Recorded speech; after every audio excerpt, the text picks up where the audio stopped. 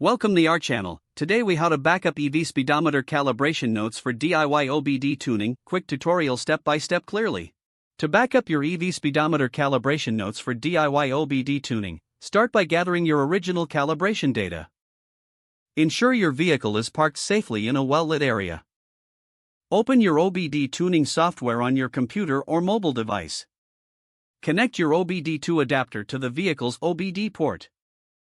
Launch the software and wait for it to detect the connection. Once connected, navigate to the speedometer calibration section in the software. Locate the current calibration settings displayed on the screen. Take detailed notes of all parameters related to the speedometer calibration. Ensure you include values such as tire size, axle ratios, and any adjustments made. If your software allows, export the calibration settings directly to a file. Choose an appropriate file format, such as CSV or TXT, for easy access. Save the exported file to a designated folder on your computer. To create a physical backup, print the calibration notes or write them down.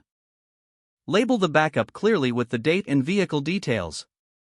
Store this physical copy in a safe location, such as your vehicle's documentation folder. Consider using cloud storage for digital files to ensure easy access from any device. Once everything is backed up, double-check all notes for accuracy.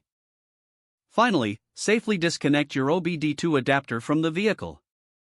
Your calibration notes are now securely backed up and ready for use in your DIY tuning projects. If the page does not load, refresh the browser or try again in a private or incognito window. Make sure you are using the correct email address, then retype it carefully to avoid small typos. If your password is not accepted, use the reset option and create a new strong password you can remember. Check your spam folder for verification or security emails, then complete any requested confirmation steps.